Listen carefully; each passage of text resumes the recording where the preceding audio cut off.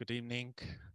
We will wait 30 seconds or 1 minute for everybody to enter into the room, and then we will start.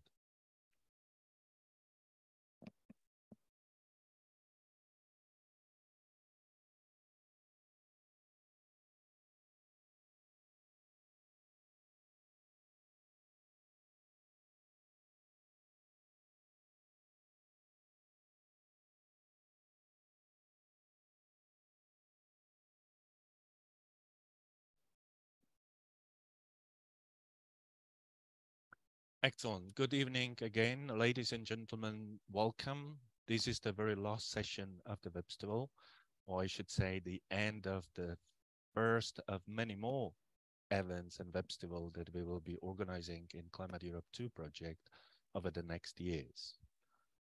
Over the past days, we have engaged in lovely discussions, listened to inspiring presentations, and explored together many solutions to reducing climate risk. We have learned about the many roles climate services can play in empowering communities, driving policy decisions, and shaping our resilient future. And in a moment, we will learn about the take-home messages directly from those who moderated the discussion throughout the Webstival. But let me start with thanking all distinguished speakers, panelists, and organizers of the many sessions. Your commitment stimulated discussions and showcased solutions in which climate services have been instrumental. Your effort in planning, coordinating, and executing the sessions have created a platform for dialogues, new partnership, and opportunities for learning from one another. The diversity and depth of the topic covered in all sessions speaks a lot about the shared expertise. The Webstival has captured the essence of what it means to innovate with climate knowledge. And to our participants, thank you for your active engagement, enthusiasm, and curiosity, and that you are still staying with us at Friday afternoon. You have enriched this event with your diverse perspective and have demonstrated the power of collective action. We will, in a second, we will invite the rapporteur from the Climate Europe World Cafe to share the insight. But before then, I would like to invite Stacey New from the Met Office in UK. You might remember she launched a competition on Thursday morning, and we are all curious about learning who is the winner and who got eternal glory. Thank you, Yaro. I will. I'll just share my screen if that's okay. That's wonderful. So yes, I was totally blown away by the number of photos I received. Hopefully, you can see the Mentimeter. Can you confirm that, Yaro? No, we see your email box. That's not handy. let me try that again. There we go. Okay. Yes, you can no longer read my emails. So yeah, I was just blown away by the number of photos that I received from everyone. So thank you to the Climate Europe community for sending me those photos. I want to give a big shout out to Sissy in particular, who sent me a wonderful photo of a handmade fair trade dress showing the climate stripes. That was absolutely fabulous. Yeah, I let her know she's not on the call, but yeah, amazing. And particularly to those who sent me photos of spring flowers. It wasn't on the list, but I felt like I was receiving flowers, so thank you for those. So for those of you that weren't here yesterday, I set the participants a challenge to hunt for climate solutions and sustainable items they have around the house, around the office. So you can see the list on the right of my screen. I didn't expect people to get all of them. I should have more faith in our community. But I'm happy to say that there were a number of people that actually got full marks, and I will now reveal who the winners were. So the Climate Europe 2 Sustainability Scavenger Superstars are Charlotte Pascoe, Hazel Jeffrey, and Judith Klosterman. So well done, Judith. So yeah, well done to everyone. A really great job. Like I said, it's amazing to see all of your photos, all the different ways that we're being more sustainable as a community. So yeah, well done. Absolutely, congratulations. Judith, would you like to say a few words about receiving the eternal glory? I guess a factor is that I'm working from home, right? So I have everything around me. So if you are at the office, then I guess it's harder. Yeah, and I am also quite fanatic, I guess, to have sustainability in my personal life as well as in my work. Fantastic. Thank you very much for that, Judith. And we get the inspiration from you. Excellent, Stacy, but I have prepared a personal quiz for you as well. And I have two questions, and then we will see how close your answer will be. So what do you think, what do you believe, how many people across Europe and beyond have registered for this Climate Europe Webstival? So I'm going to use my previous Climate Europe Webstival knowledge. So I was involved in the original Climate Europe project, and I'm going to say 350. Okay, let me modify a little bit my question. So do you believe it's less or more than 500? I'm going to say less. I'm very sorry to disappoint you. It is really more than 500. So, I'm not disappointed. I'm happy. That was brilliant. Yeah, it is. It is really brilliant. And I see Andreas is laughing. We had also this conversation before, and my guess would be the middle scenario would be about 500. So we have more than 500 registered participants. So that's brilliant. And the second question is about, what do you think, how many panelists, moderators, or keynote speakers did we have during the Webstival over the past days? It's a tricky question. So the original Webstivals, we only ran over a day, and I know we had a lot of people involved in those. I just want to say everyone's done an amazing job. So well done to all the speakers and panelists and moderators, and to Yarrow and CMCC in particular for organising this. But I'm going to guess 50 overall over the 3 days.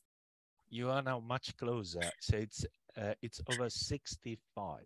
Oh, wow.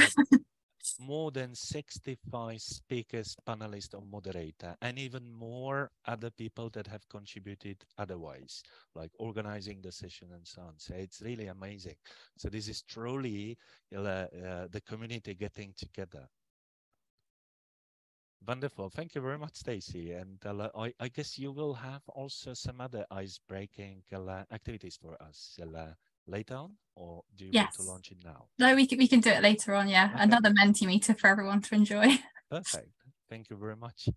So then at this stage, and without any further ado, I would invite the moderators after Climate Europe World Cafe.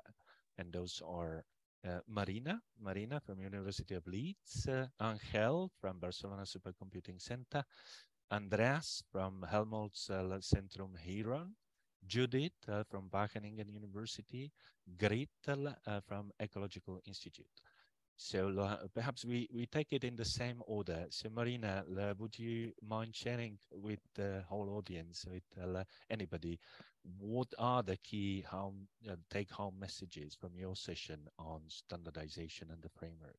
Yes, thanks, Yarrow. As you mentioned, our session was on standardization in climate services, and we mostly had a session that focused on sort of scoping what the community thinks about standards and standardization in climate services. And we found that for a significant part of the attendance, standards are a new topic, and just a few of them actually work in this area. So we have an opportunity here with Climate Europe to bring this topic of standards like more to the core of the community, so that we can have a better shared understanding of like what we can achieve with standards and what can and should be standardized and what shouldn't be standardized. Then the understanding of the potential contributions of standards to climate service, however, is very diverse, and it's in line with the great variability of potential standards that can be developed, like procedural standards, requirements, standards about terminology, etc. And for an important part of the participants, there is an interest in like what we might call hard standards. So there we asked for what kind of what standards mean to the community that attended our session, and words like mandatory, requirement, protocols, and procedure to be followed came up. But standards are also understood as a more flexible tool, and like as a consequence also terminology that reflects this flexibility was used, such as standards as guidelines, as the basis for comparison, as sort of good practice, etc.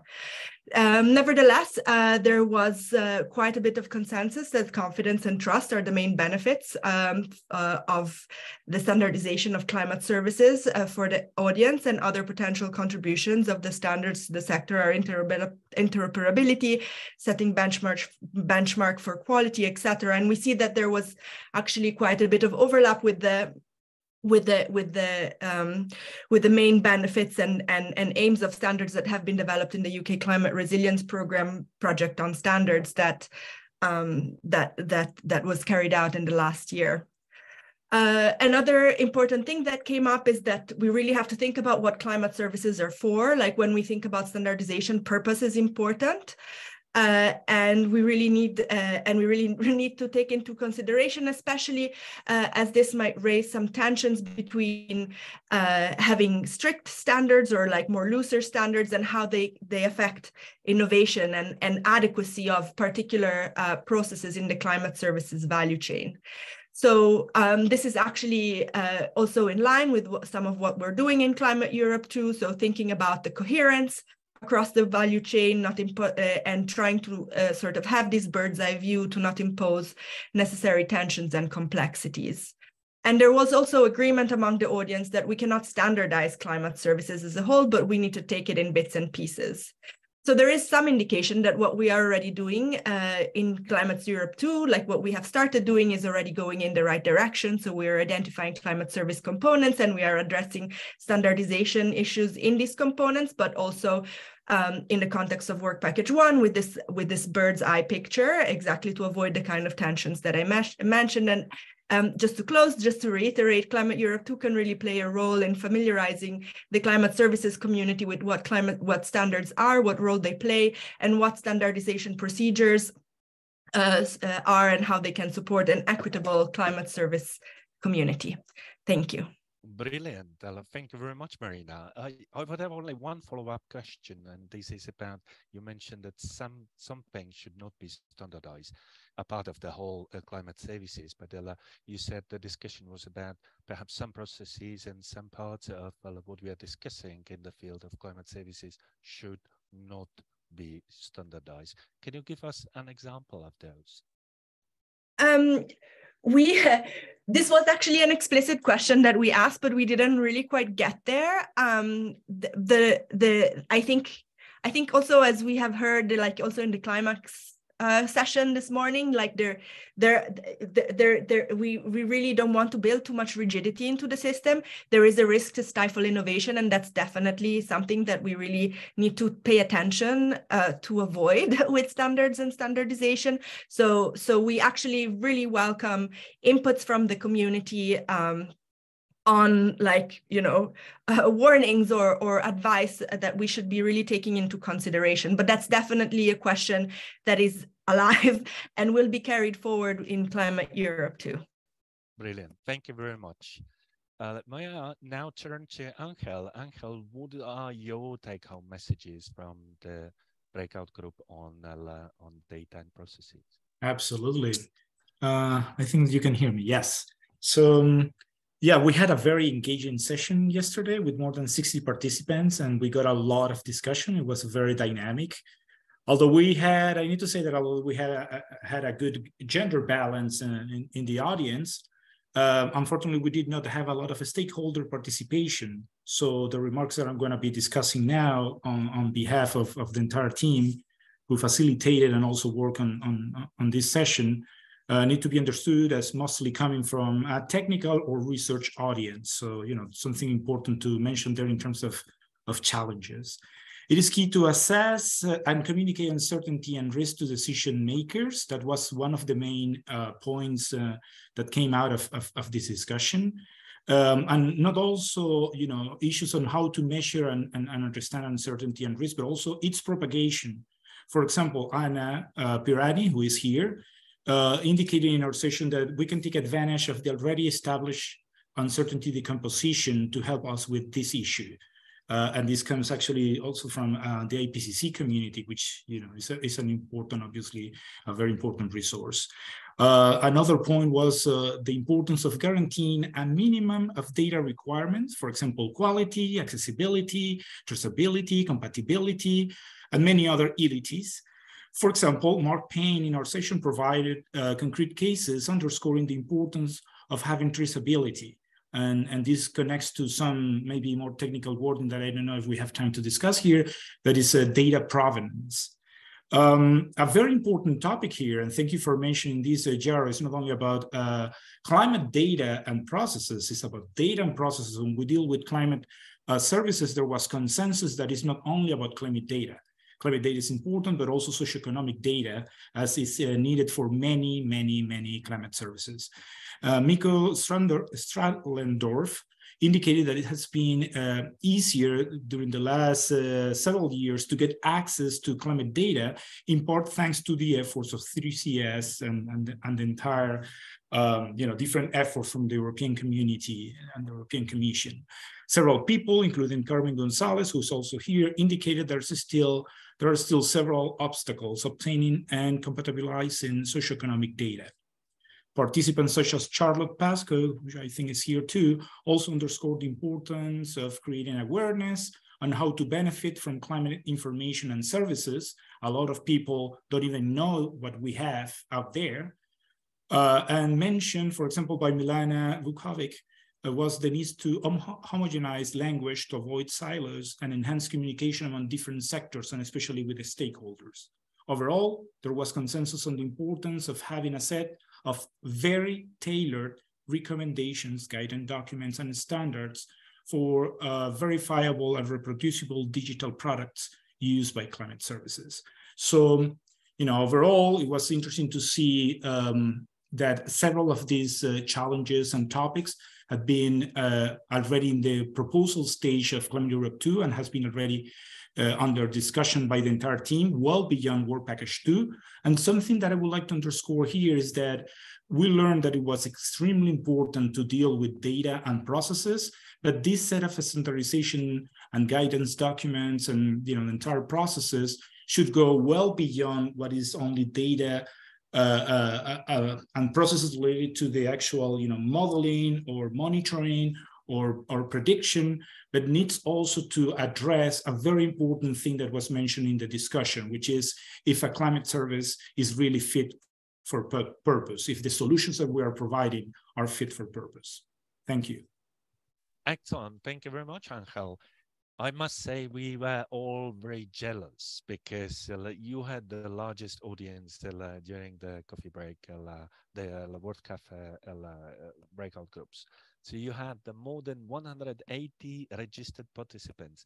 When you say you were missing the stakeholder, you mean more the practitioners? You mean more the policymakers? So what was your audience in the World Cafe? Is it the technical and scientific colleagues? Yeah, absolutely. And we did have, I need to clarify that, we did have present from stakeholders, but I think it's fair to report that these challenges and this report that as a rapporteur I'm presenting here comes heavily biased by most of us there being more on the technical and research audience as you are specifying, Jaro. Fantastic. Thank you very much, Angel. And then I invite Andreas. Andreas, we have been moderating the breakout groups on business innovation and the market. So how would you summarize our discussion? Yeah, thank you. Well, we did it twice, but we couldn't reach out to Angel's numbers, even if I think if we pull our participants together. But it's not just the number, of course. First of all, let me say personally, I was very much encouraged about this Webstival in total. I enjoyed very much the opening talks that we had, and I'm sure I will revisit the recordings that will be available again, and also through the side events and where we learned a lot about related projects that were very useful, and I enjoyed those very much to the extent I was able to follow. And again, I hope that the recordings will enable us to to pick up some messages that we might have missed on the parallel sessions. So we had a joint session with 2 work packages, in fact, on the market development and the business innovation. And somehow, first of all, it showed that these 2 are really belong together. So they have to be seen together, and they have to work closely together in this project Climate Europe 2.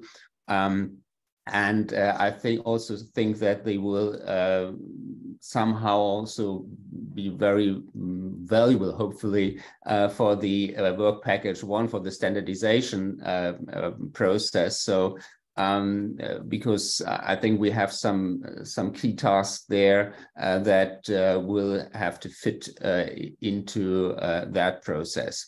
So first of all, we have to, we will look into the good practices of the complete value chain of climate services, from starting from the data side, the product output to outcome and impact of climate services. And what is came out of particular importance is the co-production process of the climate services. So and on the other side, we had a lot of contributions about value of climate services, not only say the financial or economic value, but also the social value, how to take this in account. And if Marina would ask me what can we not standardize, then it might be the value, taking a standard for value of a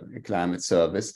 But this is very important, and here, I think another asset of this overall project is that we have a kind of a transdisciplinary approach, that we have social sciences here on board, and that we can really learn and interact with this community, and to better reach out to our customers.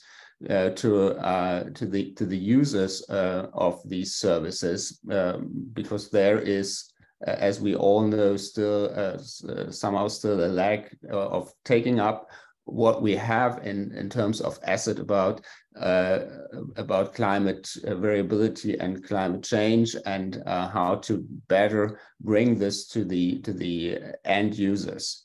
And this brings me also a little bit up to the market. We had seen from Francesca a very impressive diagram about a part of the climate service in Italy. I found it very impressive, and showed me how complex the landscape is. And that we in particular have to reach out to the private sector, which is in parts very rapidly emerging. This might also have to do something about with EU regulations like the EU taxonomy, which is mandatory for companies in future, where now many consulting companies come into play, and have a kind of a climate service here. We have to think about how we reach out to this community, and because of this, they are working differently, I think we don't have that many players in the moment here on board, and this is something we have to look into also in our work package. What is another point which is I can underline, which came up from, I think, from Marina as well, is the question of trust. So building up trust with on both sides, from the provider to the community side, is a very important thing, and where we have to work on during this project. With transparency, quality, and trust, if we can build on these three columns during the Climate Europe 2 project, and feed this somehow into the standardization project, that would be very challenging, but perhaps a very good thing to do. Perhaps I stop here for the moment, and happy to take any questions. Thank you. That you did an excellent job in summarizing the discussion. I would only add one very important point. When we discuss the values and the benefits obtained from climate services, we have also highlighted the need to incorporate the insight from social justice. So this is very important that the climate services comply with the principles of social justice, and also help to make operational the just resilience principles, help to tease out what it means, how the different impacts of climate change are affecting different communities, including those that are most vulnerable. So that was very important to take when we do the typology of the benefits, to incorporate also the social justice aspect in that. Brilliant. Thank you very much. And then we have the breakout groups of the World Cafe on policy and community.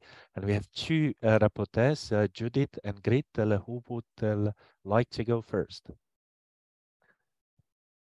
So perhaps in the order, say it's first the policy. Grit, perhaps if I might invite you to share your thoughts, and then Judith.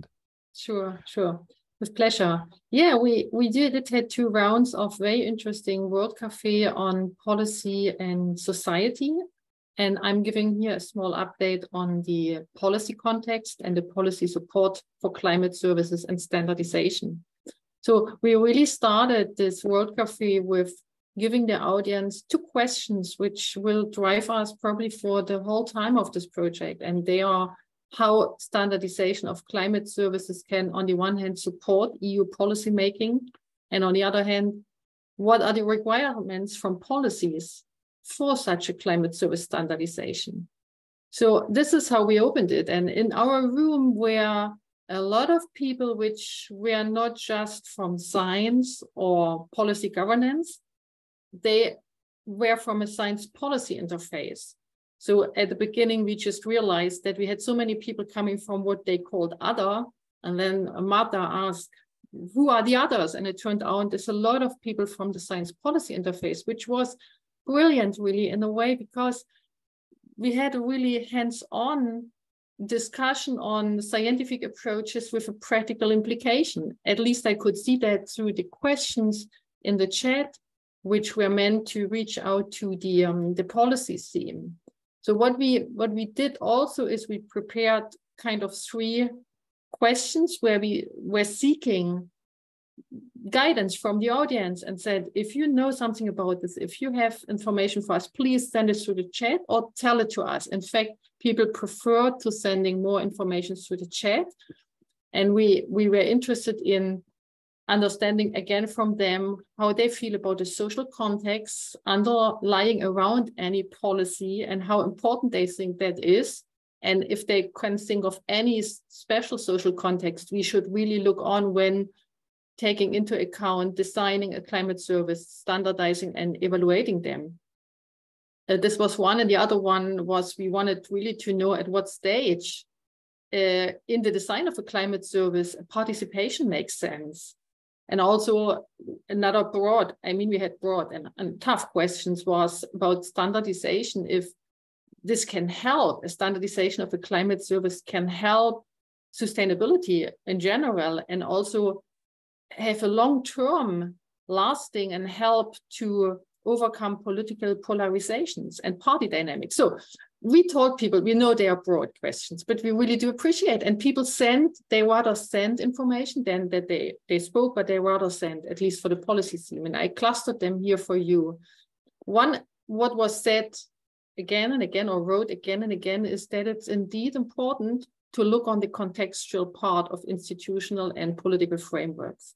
And this is exactly what you're going to do, and what is, multi-layered and, deep diving. But there were a lot of people saying or writing, this is very, very important. And they also said or wrote that the knowledge and the environmental psychology of political issues and why they're coming up the way we should really take this into account. So we got a couple of links where people said, please do look on such aspects too, as well as on societal awareness and educational level of users, of policy stakeholders, so to speak. I found that very interesting, and we marked already those pages, and we want to follow up with that in our work package. Also, and I was quite happy to hear that there were some people really stressing that the quantitative and qualitative research and participatory activities on perceptions, acceptance, and the usage of climate services is very, very important. And we were encouraged to really work on this human dimension issue within policies and on the levels to develop climate service standards on a regional and local level. And when we touched regional and local levels, because we told people we're going to have surveys, and we also will at national and more local levels, and we also will have case studies. And we also will look at regulations and frameworks on different levels. People really also started to give information like, and I thought it's interesting, something like, actually, we do need new governance structures to mainstream climate services. We need new organizations within ministries at regional and local authorities to make a place more for climate services. I mean, this is clearly beyond any scope we could do in the project, but I thought it's interesting that there are already recommendations that people kind of feel the way it's going right now is not enough in terms of making climate services useful through the policies. I mean, I just thought this is interesting, and we take this certainly into account when we start developing our questions for the stakeholders at the various levels, how they feel about something like this. And also, and I want to end with that, there is much more to say, but I want to end with this one, which coincides with that what Marina said at the very beginning, at the end of her speech, which is that there were people feeling that the term standardization is super new to communities, while they're still struggling with understanding the term climate service and the issues behind and utilizing. So there was a feeling that there really needs to be more knowledge and support on grasping what standardization of climate service really, that this really is a form of governance to support efficient decision-making on climate adaptation, mitigation, and others. And with that, I would like to end, because I think, Marina, you said something quite similar at the end of your speech. And so it's all well taken.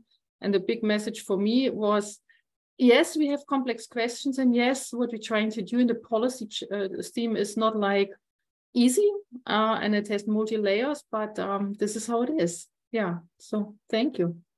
Brilliant, great. Really a very nice summary.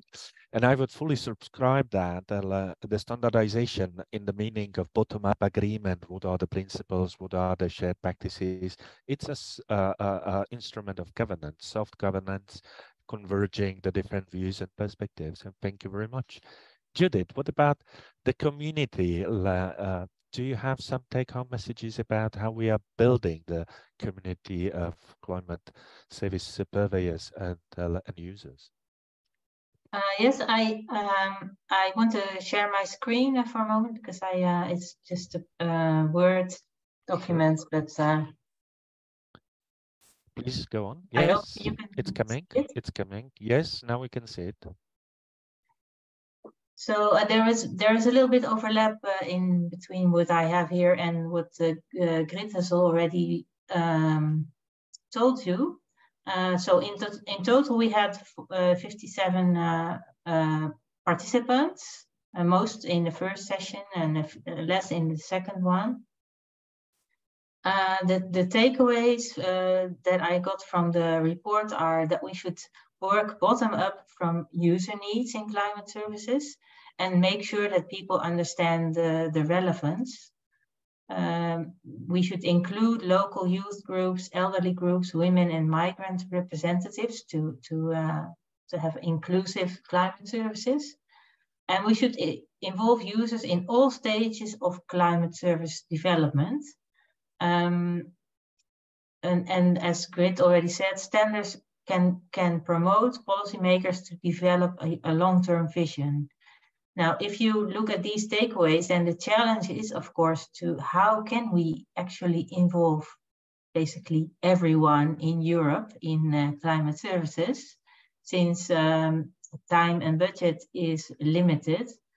But if we go to the 3 points below, we can at least in our project remove the barriers for access by anyone interested. Even if we cannot reach out to everyone, we can at least work on removing any barriers that we might pose to them.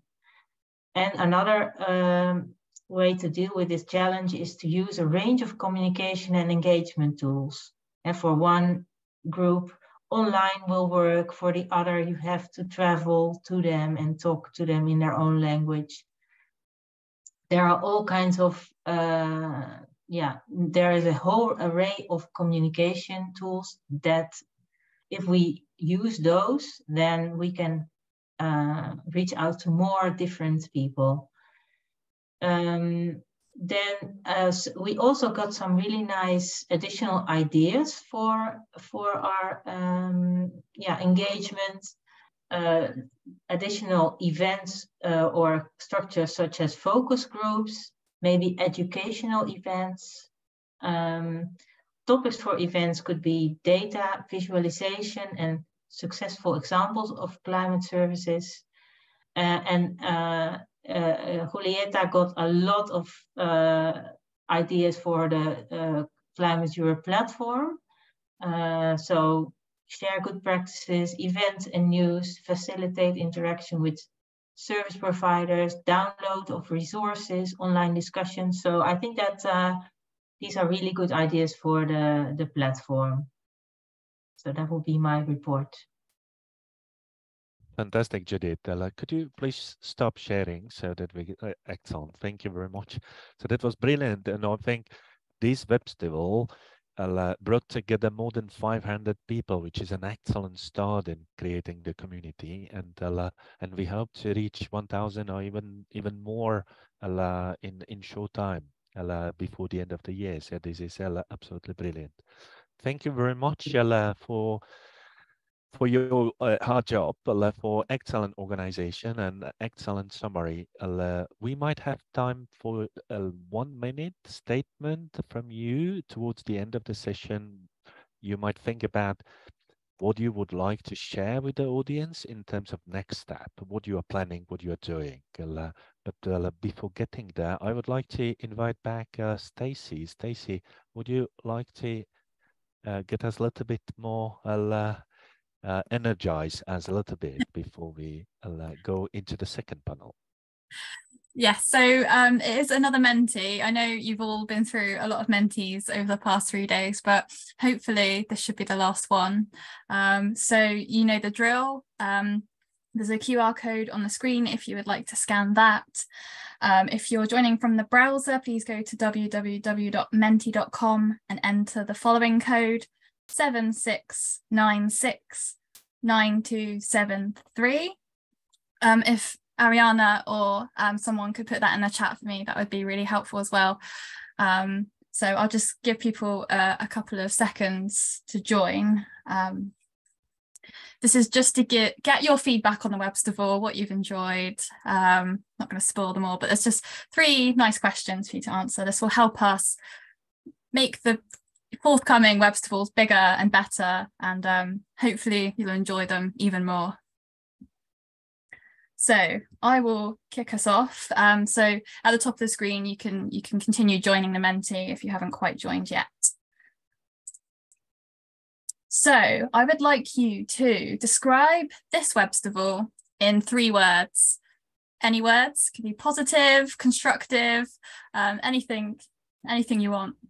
How would you describe your experience, how you feel about the Webstival? So you should have, there we go, diverse, brilliant. Look at them all flooding in. I'm really glad to see energizing there. So hopefully you have found the icebreakers energizing. I think that's one of the main things about the Webstival, is that we try to make it a bit different than the usual webinar conference. So hopefully you've enjoyed all the icebreakers and stuff that we've been putting in. We've got a few other comments. Engaging, helpful, surprising. Hopefully that's good surprise. Enlightening. So many good words. Thank you. Interesting is the main word. So the bigger the words, the more it's been said by the participants. So long has come up. So yeah, 3 days. But yeah, we can work on that. If you feel like it's been too long, we can shorten that in the forthcoming Webstivals. We had similar comments when we had a 1-day Webstival, so it's meeting in the middle maybe. Brilliant. They're still coming in, but we'll share all these word clouds and everything with participants after the Webstival, so you can have a look at what's come in. Working together, spreading ideas, encouraging. Brilliant, thank you. I will go on to the next question, but please do keep putting them in. So this is a slider, so you can slide along from not at all useful to extremely useful. So how useful have you found the Webstival? So on the left-hand side, we've got not at all. On the right-hand side, we've got extremely useful. We found this was a really good indicator of how you found the different Webstivals when we ran it in the original Climate Europe project, so we could have an idea of which Webstivals people really liked, which Webstivals weren't as useful perhaps. So yes, please do fill this one in. So I'm glad to see it's more towards the extremely useful end of the scale, so that's brilliant to see. Cool, so we've had 28 people. So that's brilliant. The 3.7, I think that's pretty good, Yaro. I'll take that. And then the last question, what would you like to see included at the next Webstival? So this could be a particular topic, a particular place. Maybe you want to focus on a particular country or a particular region. Do you want to see a particular organization present or a particular project? Anything like that. Storylines, yes, storylines have been mentioned quite a lot throughout the 3 days. So yes, I'd love to see something on storylines as well. Focus on users, climate narratives, so similar to storylines. So more user stories, yeah. Climate psychology, as Judith mentioned in her overview, is something that we might look into as part of Work Package 6. Less Mentimeters, I'm really sorry. We'll try and think of different tools to use to get some to kind of get some feedback and stuff, make them a bit more interactive. Private sector, yeah, less Mentimeter. More society participation, yeah. Non-EU initiatives, that's a really good point actually.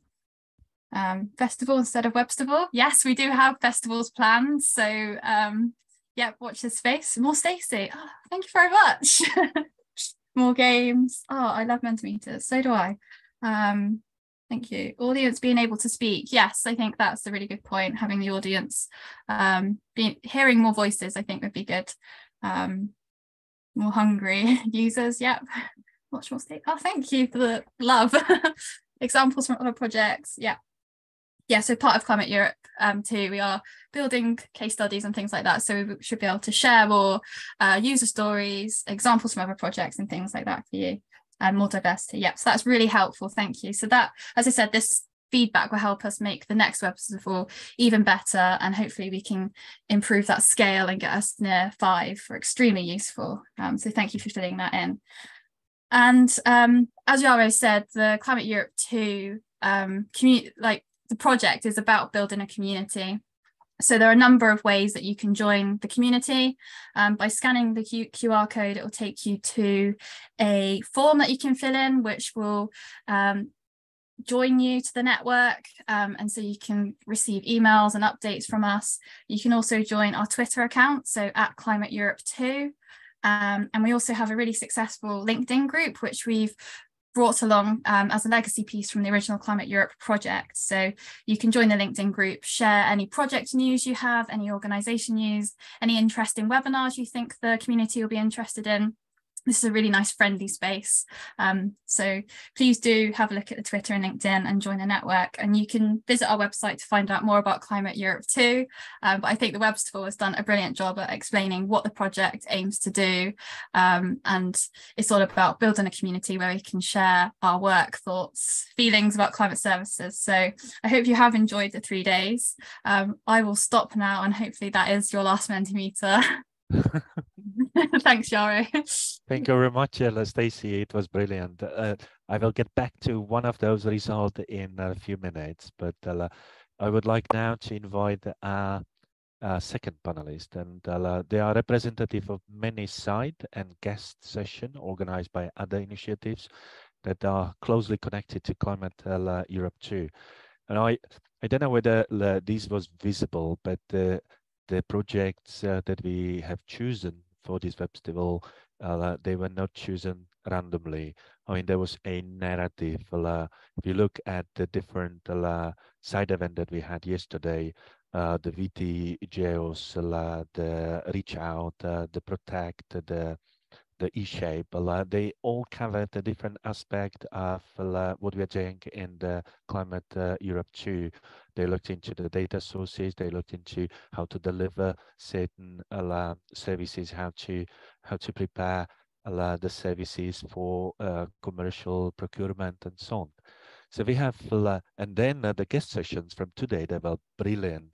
This morning, Aspect project has held a very interesting session, and we will be hearing from Carmen in a few seconds about this, as well as the Climax project. We will be hearing from Anna. So I would kindly invite Stefano, Carmen, and Anna to join me on the floor. And Stefano will be reporting back from the Protect project, Carmen from Aspect, and Anna from Climax. So shall we go the same order? Stefano, what did you take from the side event, and what do you believe we could do together, the Protect project together with the Climate Europe 2? Thanks, Yaro. Thanks a lot for this opportunity. And yeah, we had a nice session yesterday. With more than 60 participants.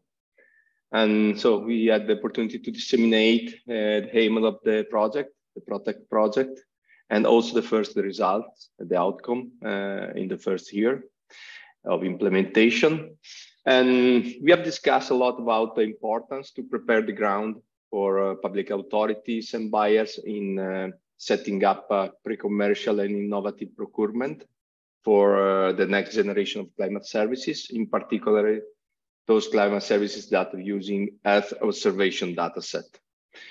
And so we have also presented some challenges and needs that the procurer needs in order to set up the procurement activity, with particular emphasis to 5 domains. So marine and coastal, energy and utility, sustainable urban community, agriculture and forestry and land use. And also a survey has been discussed. So we launched some survey together with the providers in order to present the taxonomy of climate services that is available on the market. Another key point for us is also the needs of training. So public authorities need to be trained well in order to characterize well from the technical point of view, but also from the value point of view, the climate service that we will need soon. And so we launched a set of a workshop, and so I invite you, in case you are interested, to access to the website. And we have some session and workshop planned for the day 28 and 29. So what Climate Europe 2 can do for improving the procurement of public authority towards climate services is we think that the increased awareness, both technical and economic, is essential in order to have the next phase of public procurement in climate services. Thanks a lot. Thank you very much, Stefano, and that was really good. And thank you very much for organizing the side event together with us. May I move to Carmen? Carmen, this morning we discussed the seamless climate prediction. What are the take-home messages from that session? Hi, Yaro. Hi, everyone. So there are quite a few takeaway messages from this morning. It was a super interesting session and very dynamic. For those who don't know what Aspect is about, it's a project that just kicked off in January.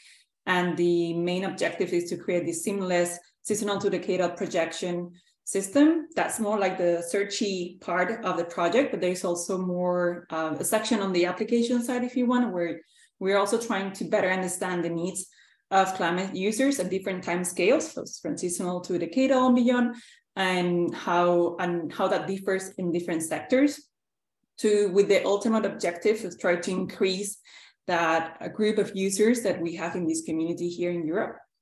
As I said, it was super interesting because we had a big variety of participants. We had scientists, social scientists and climate scientists working on the project. We also have user representation through Xavier Bordes from Codorniu, who is one of our super users at the project. We also have representation from providers of climate services, and we had over 100 attendees. I'm saying the number because it seems like the number is important here.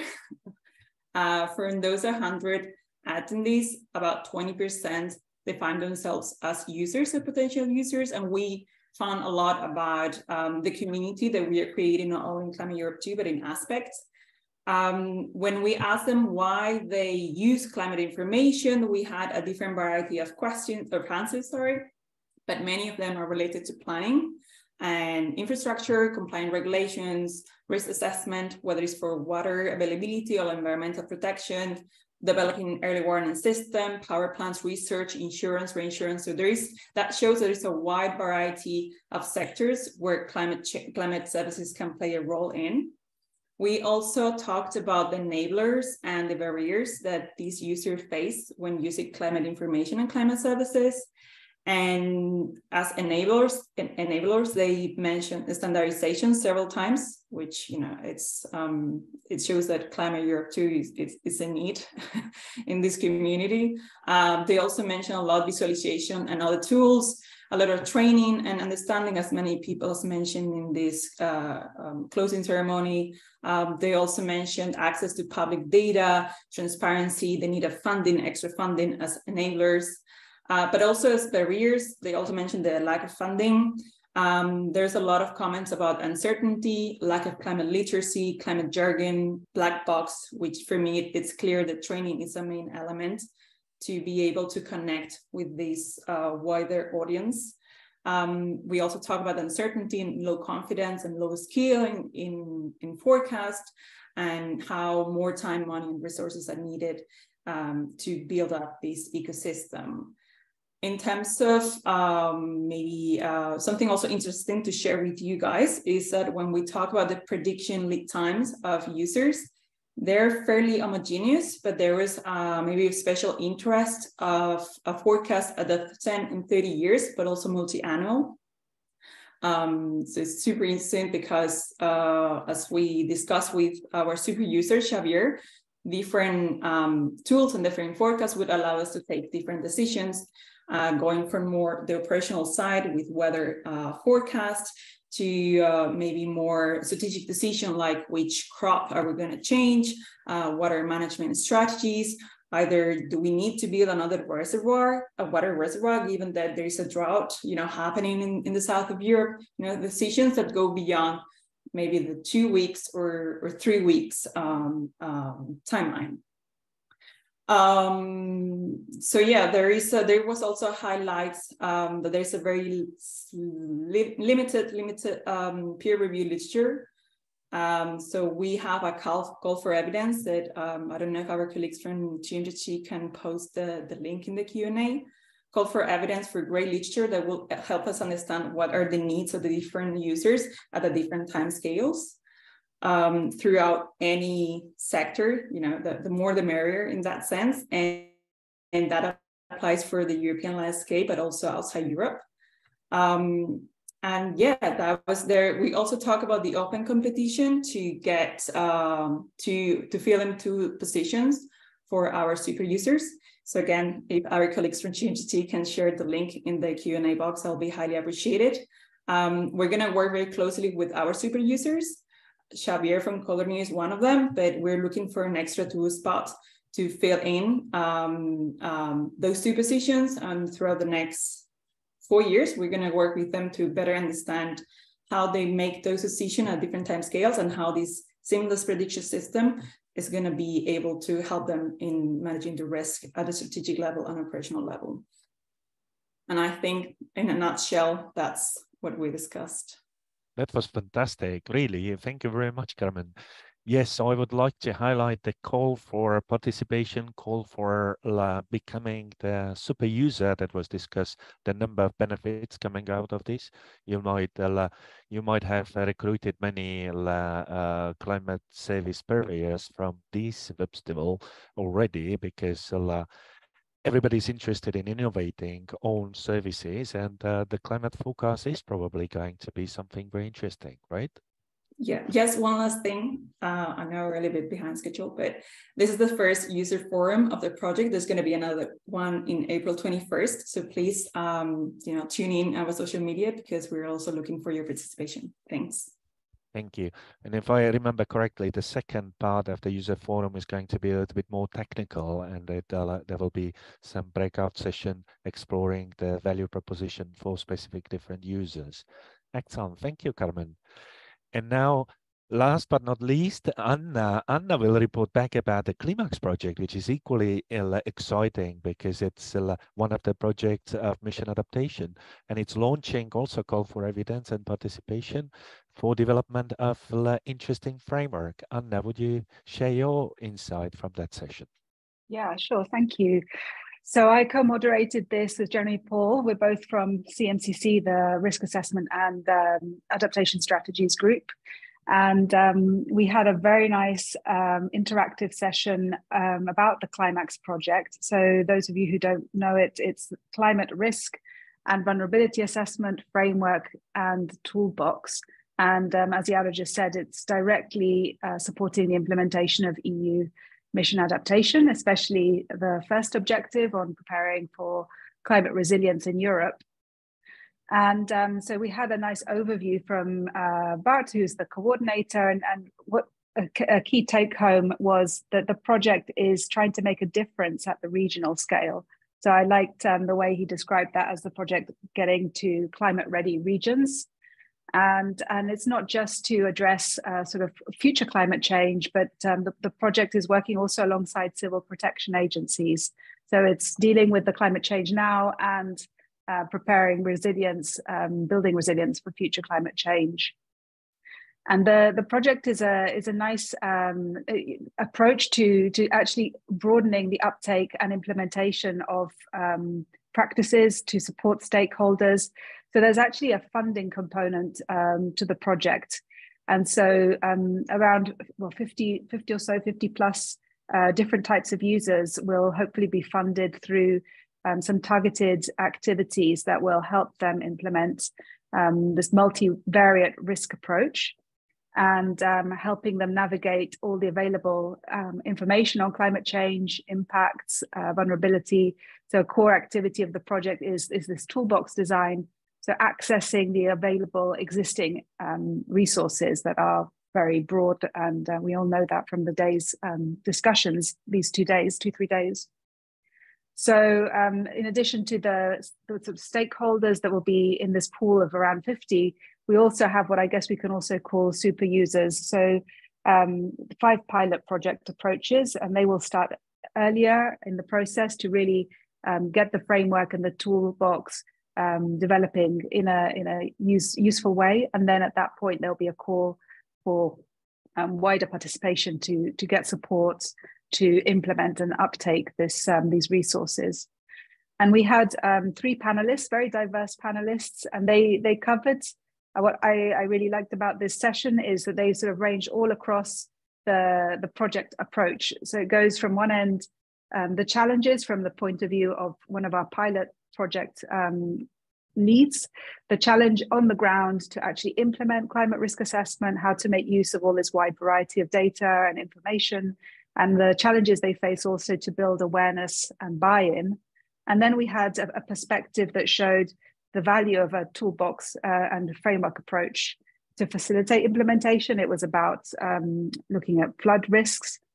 And in that context, I want to pick out another term that Bart used, which was standardized flexibility, the approach of standardized flexibility, and thinking about comments Marina made earlier on, standardization has been a big theme here, but it's not only, or not total standardization. So there's this standardized flexibility way, perhaps, of seeing how to go forward there. And then finally, we thought about the lessons learned from looking at disaster risk management on how they implement work on the ground in different countries to evaluate, monitor, and improve their strategies, and how this can be really applicable to climate risk assessment approaches and supporting effective policy development and implementation. We had a couple of Menti moments as well. And one of the questions I want to pick out was when we asked what the enablers are to support the implementation of climate risk assessment. And some of the themes that came out were awareness, political will, so societal empowerment, leadership and vision. And this has already been mentioned in this session earlier.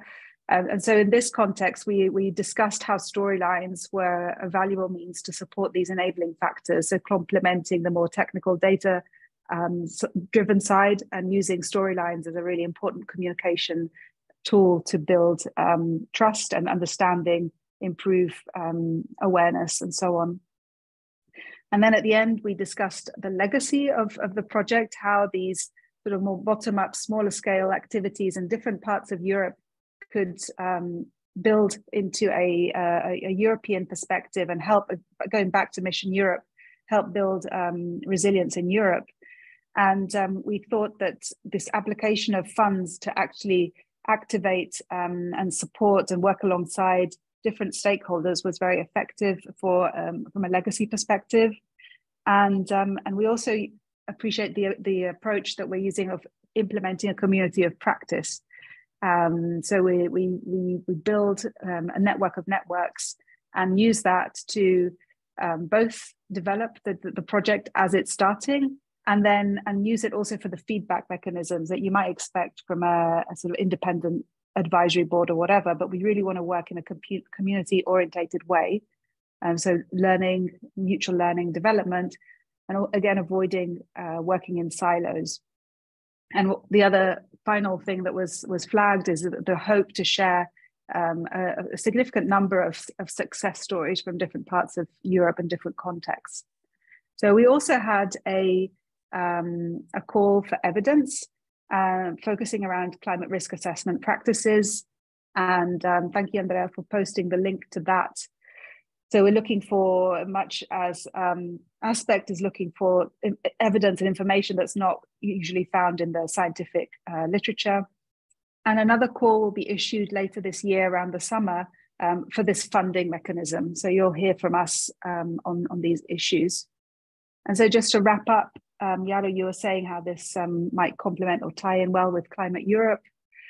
I think it's clear that this forum has been very useful to address the challenge of standardization together, the challenge of mobilizing greater uptake of climate services and understanding user needs and priorities. And this is one of the core kind of fabrics of how Climax hopes to contribute. And also strengthen this meeting has been very nice to strengthen cohesion around the players, data producers, providers, practitioners, businesses and policy and community players. So again, thank you for this forum. I think it's really helpful for Climax to be part of. And finally, this user-centric approach, I think it's shared across all sessions, the importance of the users. And I just wanted to remark that they seem to be fewer in number here, like when we've had these Menti surveys, there's more the producers or the interface crowd here, science policy interface crowd. And it'd be really interesting if in future festivals, they might be present and active in much larger numbers and maybe even designing the forum itself. So driving our discussions, in fact. So that's it.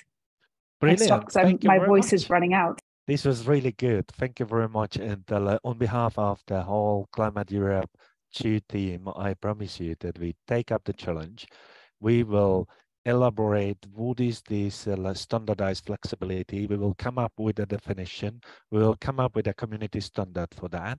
And at the next Webstival, we will issue the technical brief, how to implement that in practice. Thank you very much, Anna. And I think there are plenty of synergies between Aspect and Climax, and you have addressed them all.